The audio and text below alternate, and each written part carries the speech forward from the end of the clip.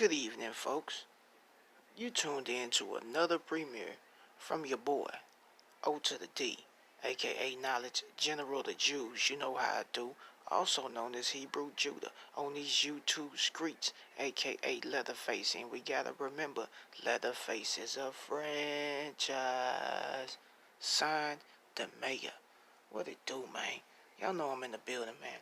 We're doing another premiere. This is part one of maybe 3 parts to Aidz Exposed. Now, this is something I did back in 2012. I put a lot of that stuff together, and you believe what you want, you go research everything you hear. It's your boy D, man.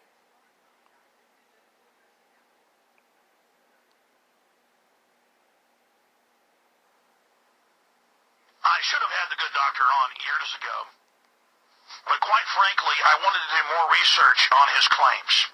In fact, once I even set him up and then rudely canceled him because I said, this is such a serious allegation. About 10 years ago, he may remember, probably doesn't. Such a serious allegation that he's making that I want to do research. Well, you get busy, you do a lot of things. And in the last 10 years, I have read more than 20, 30 books on the subject. I quit counting. I've actually gone to state libraries, university libraries. I have actually interviewed scores of other medical doctors, scientists, epidemiologists, virologists. And I have seen what Nobel Prize winners have just said in the last year, 2 separate ones saying AIDS is an inside job. Of course, then many other scientists and guests out of the blue and news articles would bring up the documents in the 1970s that they independently discovered about the Navy and others developing race-specific bioweapons. Since then, I've read in its entirety, and then the different subchapters that it discusses. You have to go to the actual source documents that are bookmarked.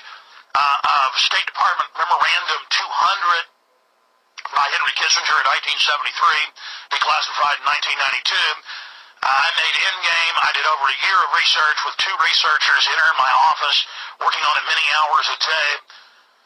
And quite frankly, I discovered things even worse than what Dr. Graves is saying. So I have to tell you, he was right all along. It's just there's so many incredible guests, so many incredible researchers, so many incredible things that I just don't have time to vet and prove for myself before I bring them on the show. I guess I just put people on the show beforehand and just say I haven't documented what they've said instead of waiting 10 years. Same thing with chemtrails. We've been doing research on that, and then we just discovered that it's true. There's whole government declassified areas hidden in plain view. I'm so busy, I haven't even had time over the weekend. I tried to do research to even do an article on it. It's the problem. There are so many tens of thousands. First off, before we go to Mr. Graves, and I appreciate him joining us, I'm trying to preface all this. In Endgame, we literally didn't put 1/1000th, maybe not even 1/10,000th of all the admitted radiating troops, spraying with biological weapons, killing them, killing foster children, killing children the government grabbed, killing children that parents brought in to have surgery, radiating them, hundreds of thousands. I mean, it's so, and it's just the U.S. and Israel and Russia and England and a few others. And then South Africa creating race-specific bioweapons, and Jane's Weapons Quarterly, and Dick Cheney writing about how they wanted to use them on people and make it legitimate. PNAC documents, September 2000. I mean, the point is that you literally jump into an ocean of them admitting it, an ocean of them doing it. They see it as their great work, their charity, their loving thing. We just posted the Rabbit Hole Part 2, Endgame, the Rabbit Hole doesn't end here, Part 2, at truthnews.us this weekend that a great writer put together all the research that we'd seen independently. They did even more with the head of Planned Parenthood being Bill Gates' dad, admitting the Rockefeller Foundation runs it all at public speeches, video, audio of it, $39 billion given just in the last year by Bill Gates and Warren Buffett for all of this. I mean, this is huge. And so it's basically like I'm trying to give you the history of the world here in a thumbnail. But I guess the best way to do it is Dr. Boyd Graves, who's one of the first to discover this, to be speaking out against it and exposing it. And again, AIDS infest almost every nation in the world. Some countries in Africa have 40+% rates of it. You'll see somebody like You can debate what cures it, what treats it all day, but bottom line, it's a government. Remember Magic Johnson said he had it and was going to die, and then suddenly, oh, I'm fine, I got the cure, and they told him shut up. Remember Tommy Morrison, the boxer? If you take the drugs, that ends up killing you. There's people, they've done medical tests, even the BBC admits they've done age tests in Africa on people that have never had sex, never had anything, but they've been given an injection, and that's where they got it. So I'm going to shut up now and go to Dr. Boyd Graves, so I'll even keep over to the next hour for the time I've taken from him here. Prefacing all this, all I can beg you to do is go to whatistheendgame.com or go to prisonplanet.com and get Endgame. Endgame doesn't even broach the AIDS situation. It just covers where they say they want to kill 80% of us. Their main target, blacks. They have a special hatred and want to kill blacks. But I found they're doing it to whites. They're doing it to everybody. But they can get away with it in Latin America and Africa. You see that? But you see why they want to kill the blacks, though. I mean, they'll take out some Africans to try to get to the Hebrews. Like, that's what you got to understand. They'll take out anybody black to try to get to taking out all the Hebrews because they don't want us around. More areas of Asia better because there's no real media, no reporting. They own the governments through IMF and World Bank loans. They say through IMF and World Bank loans they'll buy the quietness, the silence of the country's leadership that are doing this. This is it. It's going on now. And please get Endgame Blueprint for Global Enslavement. If they admit they've killed hundreds of thousands of us by design, why wouldn't they do something like this? Why wouldn't they do a 9/11? Well, then you find the documents, and indeed they are. So I think the best way to start this is just to tell you that Dr. Boyd Graves, AIDS activist, 11 years ago, Boyd Graves, a lawyer and 1975 graduate of the U.S. Naval Academy, discovered he had HIV/AIDS positive. Rather than lay down and accept it as a death sentence, he resolved to learn all he could about the disease in hopes of seeking a cure. What Graves discovered shocked and enraged him. Based upon information he discovered in the public domain and through the Freedom of Information Act, he concluded the U.S. government was involved in a super-secret special virus cancer program, that now declassified, by the way. He feels it is the cause of the dreaded disease HIV/AIDS. In 1999, Graves discovered the secret 71 Special Virus Center flowchart, which spells out the incremental development of a laboratory-produced virus designed to attack and undermine the immune system of people of African descent. And again, my dad is an oral surgeon. He knows a lot of doctors, medical doctors. I remember him in the 80s talking about this, saying that he'd seen the numbers from the CDC that white men or white women who have just as many sexual partners, they could even be black partners who have AIDS, are hundreds of times less likely to contract it, but blacks can almost catch it from somebody sneezing on them. So the point is it's race specific, and there's no doubt. But I've said enough. There's so much here. He's done so much to expose it, and I salute you, Mr. Graves. My friend, I do not know if I have ever had a more glorious introduction than that which you just did. Thank you so much. Well, thank you for coming on. In a nutshell, tell us a little bit more about yourself and this horrific saga. I mean, I've had to come face. Let's get going here, my friend. I'm about to celebrate my 6th anniversary on taking the AIDS cure. Let's start at the beginning. The AIDS cure is U.S. patent number 5676977. Anyone who's listening now, and I know that this is the world's jury, can go to www.uspto.gov. That's the Patent and Trademark Office database of the United States of America. What we are talking about here, Alex, are U.S. documents. Dr. Boyd Ed Graves can read. We're talking about U.S. documents and nothing more.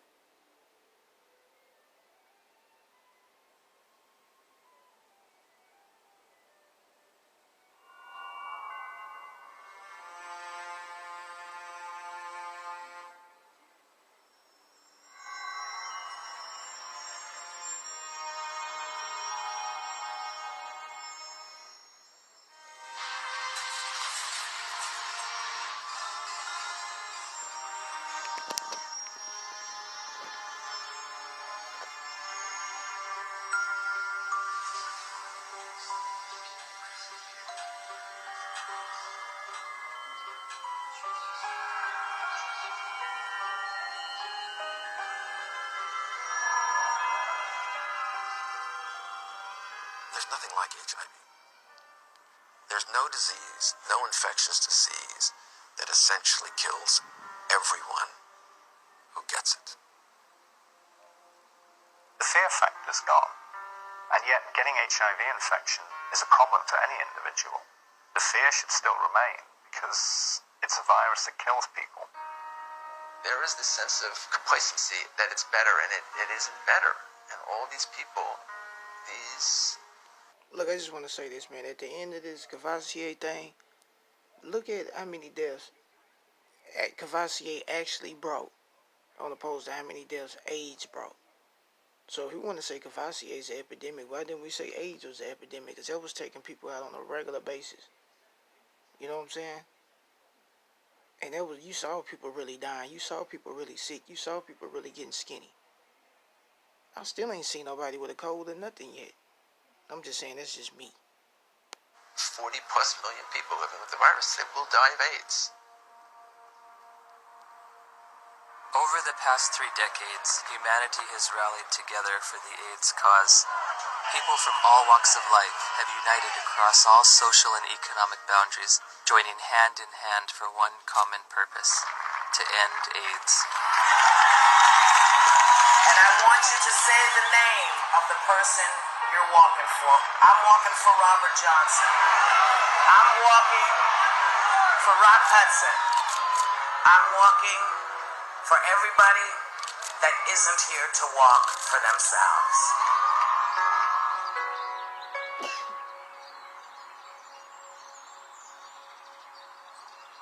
The statistics are growing, all except for one. That's the amount of people cured, and it's still zero. In theory, we could cure AIDS on a piece of paper. Maybe someday it'll come. I can't say when. Despite all the major progress we have in chemotherapy of those patients, none of these patients got rid of the virus. I don't think the pharmaceutical industry is very interested or invested in a cure. You know, I don't mean to be too cynical, but the reality, I think, is that, you know, the situation they've got now, which is lifetime treatment with expensive drugs, that kind of suits them pretty well. A cure is going to require some very tricky and sophisticated molecular biology, and I frankly don't see it happening. Ever? Ever.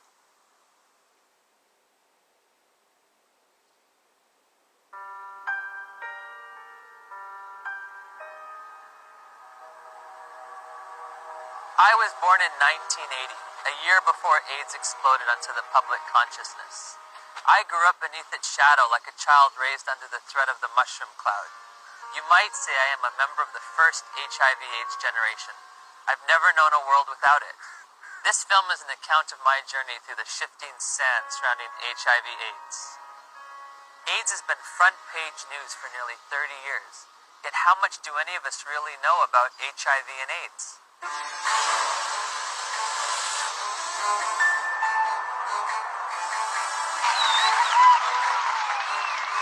What is the difference between HIV and AIDS? I don't know exactly. HIV is wow. HIV 是它的病毒，那 AIDS 是那个病，所以两种是完全不一样的东西。AIDS is the actual disease. I don't know really. I don't know the difference. I know HIV is less deadly. Pour moi, il y en a pas forcément. Enfin, c'est vrai que j'établis pas de différence entre les deux. What would you say is the difference between HIV and AIDS? It's not a big difference, is it? HIV/AIDS is just the starting point. HIV is a virus. The actual virus is AIDS.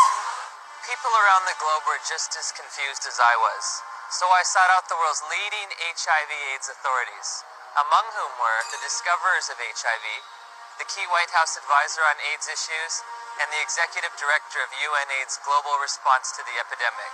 Meeting with these distinguished experts, I candidly asked, what is the difference between HIV and AIDS?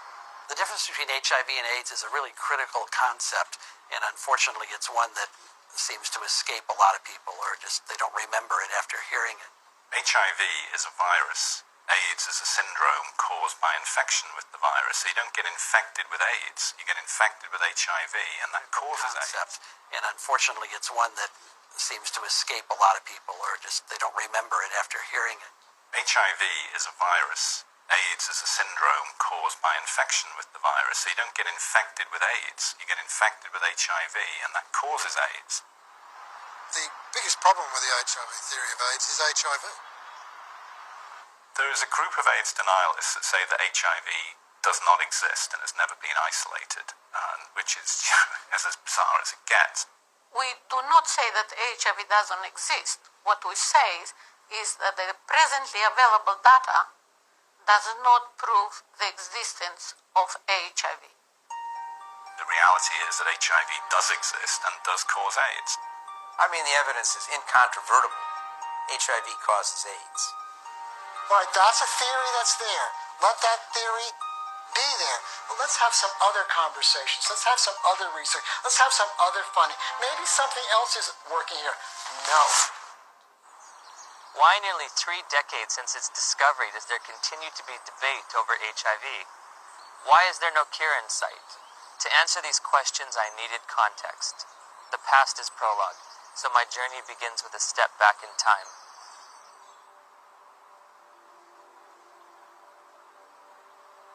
The National Center for Disease Control is reporting more cases of 2 rare and deadly diseases found in homosexual men. There is no apparent explanation for the outbreak.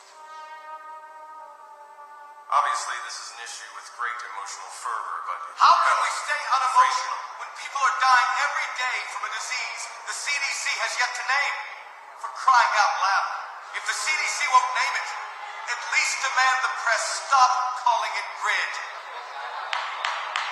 Well, unfortunately, I have to take credit for coining the term GRID, which stood for gay-related immune deficiency. We were seeing a cluster of gay men who were suddenly critically ill of pneumocystis pneumonia, which was the indicator disease of something new, and reported our findings to the CDC. I was the chief of the STD division at the CDC at that time, when the draft report of 5 cases of pneumocystis in gay men came across my desk for review. Shortly afterward, cases of a very rare cancer called Kaposi sarcoma were diagnosed in young gay men. My first reaction was, this is an extraordinarily important finding. The CDC was looking for something like that when it came along. They were looking for it already. They were hoping there was going to be a new plague because polio was over. The CDC's budget was getting decreased. This is back in like the early 80s. There was double-digit inflation, a very high unemployment, a rapid military buildup, and a threat to decrease all domestic programs. And this led to reductions in force in the public health service, particularly the CDC. The Center of Disease Control, CDC, in Atlanta was under threat for reduction and even theoretically for closure. There were memos around the CDC that says we need to find a new plague. For them to justify their expenses and their existence and make their careers, they have to find infectious diseases. We need to find something that'll scare the American people so they won't give us more money. Once people recognized that this was likely caused by a virus, the media attention went from no news coverage to the most covered news story in history. People went from neglecting it to fear and panic. Maybe I can get it. All of a sudden, AIDS was a very fundable project, and I suppose the psychology they worked on was the fact that they thought, well, in Congress, essentially this is white, straight, heterosexual men who are the congressmen, and if they feel they can't fuck around without, being worried about AIDS, they're going to let the dollars out, and it worked. Suddenly, there was a lot of money available for anybody who wanted to study HIV, and nobody ever looked back and said, "Why do we want to study HIV?" Bob Gallo said on television, "Causes AIDS." The evidence shows that this disease is not merely confined to the gay community. I motion to call the disease acquired immune deficiency syndrome, AIDS. In 1982, Dr. Harry Haverkost was one of the Centers for Disease Control's epidemiologists tasked with defining AIDS. AIDS refers to a syndrome, and its definition changes. Meeting was to sit down and hash out the so-called Bangui criteria for the diagnosis of AIDS in Africa. The idea was, what would be a simple way for a clinician to look at a patient and say that this patient likely has AIDS? We say somebody who has a combination of certain signs and symptoms like major weight loss, and if you have a combination of that, you can say this is probably somebody with AIDS. They wanted a clinical case definition where they could decide that someone had AIDS just by looking at weight loss and persistent fever and so on. It gave something to clinicians in Africa to diagnose AIDS. And that helped in the overall effort to count cases, because we needed to know what was the impact of the epidemic. They could discover AIDS all over Africa at that point. They could say that we are all at risk, but they could say it's spreading around the world. They could say it affects women as much as men, because almost anyone in an African hospital could be diagnosed with AIDS without having to do the HIV test at all. Whole nations have been led to believe that, in some instances, that they've got large percentages of their population infected and doomed because of this supposed sexually transmitted virus. It's such a tragedy. Daniel, Jacob, lot of people here is very sick and is very dying. What kind of sickness do you see around here? It's HIV/AIDS. What is AIDS? We don't know. We don't know. So here you're living in a mud hut, and here come white men with doctors who you respect, and they tell you that there is now among you an invisible disease, and it gets into your blood and can stay there unseen for years, and when it manifests itself, it's going to manifest itself in the forms of diseases you've always known. Maybe if you look skinny, if you lost weight, maybe they'll simply say, hey, you have AIDS, or you're coughing a lot, maybe. They'll say you have the disease. This cannot help but create extraordinary paranoia in people's minds. They say, well, what is going on with us? My neighbor next door he's got malaria. Does that mean that he's actually got this dreadful disease that the whites are talking about? Like I could be fat now, then the mentality is that if ever I become teen, then it could be one of the symptoms. I have to ask myself, why now? You know something? Now let's really think about it, man. Let's think about it. Tell me if Cavassier, if they ain't pushing it the same way AIDS was put out there, right? Like, let's say AIDS was getting old, right? They needed some new deadly disease or virus for them to get more money. Don't y'all know Cavassier is that virus that they needed to get more money? You see, every so amount of years, when that virus gets old, they got to come out with a new one to give you a reason to give them money. Same thing they do with the wars and the army and stuff. They go out here and beef with somebody to make war so that they can get more funding. You don't get how this work? Man, this is good that I came across this video, man, because they're doing it right now. Open your eyes. Why at this time? Or you think everything is about Cavassier? Somebody can get shot tomorrow and die, and Cavassier come up somewhere in the conversation. Dr. Christian Fiala argues that many doctors have misused the Bangui definition. In the era before AIDS, we had to admit we don't know the diagnosis and we could hypothesize. But nowadays, what doctors do is, well, if we don't know what it is, it must be AIDS. We did have patients with the conditions we now regard as AIDS defining, even before the advent of AIDS. People could have TB and not have HIV and fulfill the Bangui criteria. They'd lose weight, they'd have TB, and they could look like they have AIDS when they don't. Is this Bangui definition still being used today? I'm fairly certain that in many parts of Africa where there's still little or no testing available, that definition is still used, and I wouldn't be surprised that it's used in the poorer parts of Asia. this word AIDS, I don't know what it is anymore. I don't know what we're talking about anymore when we talk about AIDS. AIDS is one thing in Greenwich Village and a very different thing in Kampala, Uganda. I visited the World Health Organization's website searching for answers and discovered there are currently more than 12 different definitions of AIDS worldwide. So I turned to Dr. James Chin, former head of the WHO's Global HIV Statistics Unit, for an explanation. Some countries, they felt they were a little more sophisticated than in others.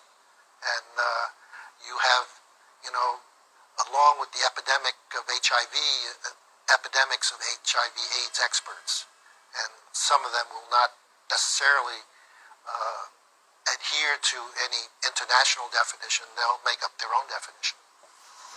High school biology class taught me that diseases and syndromes cannot differ from country to country like languages. Alright, y'all, that's gonna be part 1. Stay tuned. Keep your bell hit because part 2 will be coming soon. Thank y'all for coming through. And remember, if you ain't getting knowledge, you ain't getting nothing. I crew this.